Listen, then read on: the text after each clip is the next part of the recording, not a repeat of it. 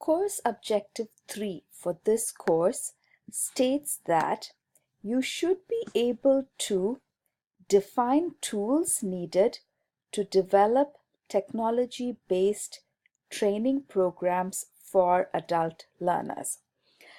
So the focus here is on tools to develop technology-based training programs. Of course, one tool that you're going to be using is D2L, but that's not the only tool available. And with technology, there are so many new technological innovations that you can use when you are developing training programs for adult learners. So to help reach this goal, the review of technology tools assignment has been designed. So in this particular assignment, you are going to look at two innovative technology tools. Now, I want to draw your attention to two main things here. The tools you choose have to be innovative and they have to be educational technology tools. Now, educational technology, when you think about Facebook, you wouldn't, it's seen as social media, more for entertainment. But if you can find a way to use Facebook in a learning instructional activity, then it becomes an educational technology tool. So an educational technology tool can be a wide variety of things. What is important is that it has to be innovative. And I am focusing on the innovative part of it because very often it is easy for us to fall back on things we already know or things we have seen being used. And the fallback is always PowerPoint voiceovers. That is not an innovative technology tool. This assignment is a space for you to try out something new, for you to explore what is out there, to push the boundaries a little bit in a safe environment. Now, if you were going to teach a course, trying new technology is always stressful because you don't know if it's going to work well or not. This course and this assignment is a space where you can try things out without a big risk factor associated with it. So please, I encourage you to go look for innovative technology tools. Now, once you've identified two of your technology tools, you need to then test them out, and you're going to create a presentation about these innovative technology tools. So you're basically going to be telling others in the class, hey, I found these two tools, this is what they do, and this is how we can use them. So it's a social learning experience where different people are going to try out different tools and we're all going to share what we have found. And this way you can be exposed to a number of tools that you never knew were out there. For example, Biteable that I used for the introduction, I found out about it from students in my previous course. And now I'm sharing that tool with you and you will probably spread it out. And so social learning process, we learn new things and we spread and it moves outwards to our learners. So in your presentation, let's start with that. In your presentation, what do you have to do? You have to describe the tool. For example, if we're talking about Biteable, I would describe the tool as a video editing tool which allows you to put in text. It has stock images and videos, and it is very easy to use, but it is entertaining.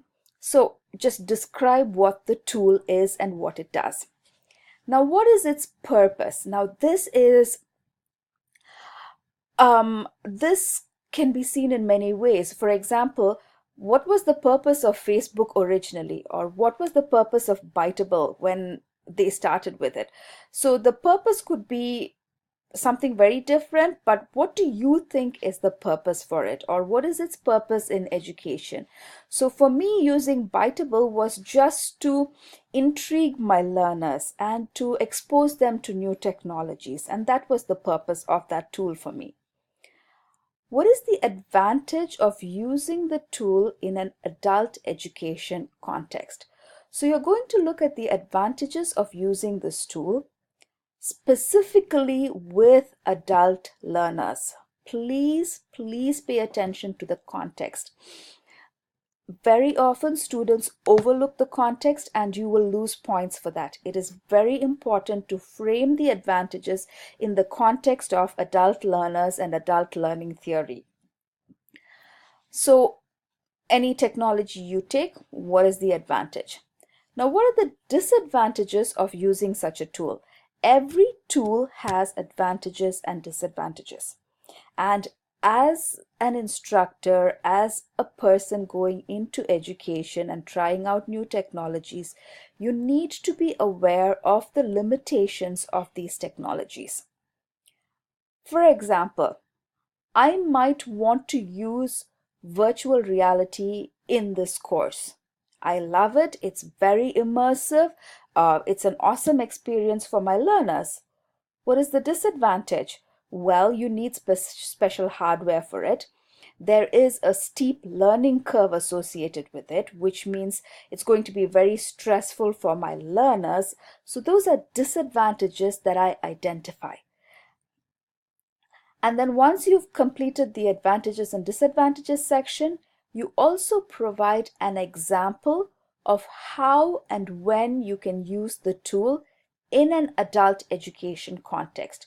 So it's like a short lesson plan. So you could say, for example, I would say that we can use Biteable as a course introduction, or you can use videos created by Biteable as module conclusions. So an example of how and when you would use the tool is the last thing that you will talk about. And you have to discuss these 5 points for both of them, both the tools. Now, the difference in this assignment is that I have left it open for you to use any modality for your review. So what does this mean? Usually assignments, we're all used to writing a paper. Well, I want you to use a format that you want to use, which will still convey the same information. Now you can create a PowerPoint presentation of it. You can create a short movie of these two innovative technology tools. You can create an audio podcast, kind of the audio recordings that I do. You can even create an infographic. So these are all options. You can choose whatever you want. If you want to write a song that conveys the same message and tells people about these two innovative tools, go for it. So I'm leaving the modality completely up to you. Hence, the grading criteria only focuses on the content and your review itself. I am not looking at whether your grammar is correct, so to speak, because that will not play a role in this assignment. So I will be looking at, are you choosing something that is innovative? Have you addressed all the elements, those 5 points that I want you to? Have you discussed them in sufficient detail so that I know that you've understood it and you've thought about these concepts in the larger adult learning context? And then is your review presented in an interesting and creative way? You can present your review as a lecture with you just reading off a piece of paper. Would anyone want to listen to that? Would be a question.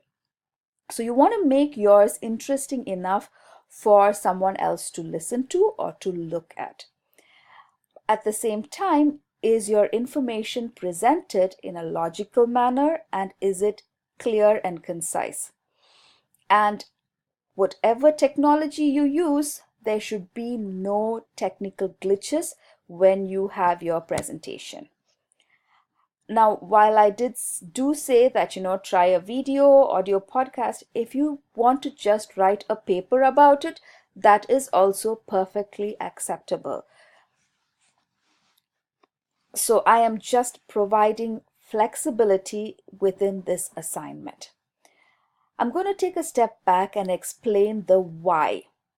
So what is my pedagogical reasoning behind selecting these particular this particular format for this assignment? Now, adult learners like to be self-directed learners. They like to have control over their learning, and they like some form of agency, and they like to practice something that is relevant to them. Keeping these things in mind, when I give you the option to choose a modality, you can now choose something that suits your personality and your style of learning, something that you are comfortable doing. I remember in a couple of courses back, one student created this assignment, which was a very kinesthetic assignment, which had to do with creating a diorama. And he provided this beautiful video of what he was talking about. And it was so interesting to watch it and to see how he was thinking and to see where his strength lay. And I could only do that because he was approaching it from a different modality. It didn't come through in the papers that he was writing. That said, there are some students who create beautiful infographics because they like to do visually creative things. Again, depends on your personality and what you feel comfortable with. And there are other students who love to write extremely precise papers, which is also perfectly acceptable. So within the scope of the course, so in the course, you need to review some technology tools. Fine. But within that scope, I give you flexibility as adult learners to explore it in different ways. So you choose your own tool, you present it in whatever format you feel comfortable, and at the same time, we're aligning with the course goals as well. So that's my pedagogical reasoning behind this. And I'm explaining this to you to show you how my thought process works and how theory plays into instructional decisions that I make, and how theory should play into instructional decisions that you make moving forward.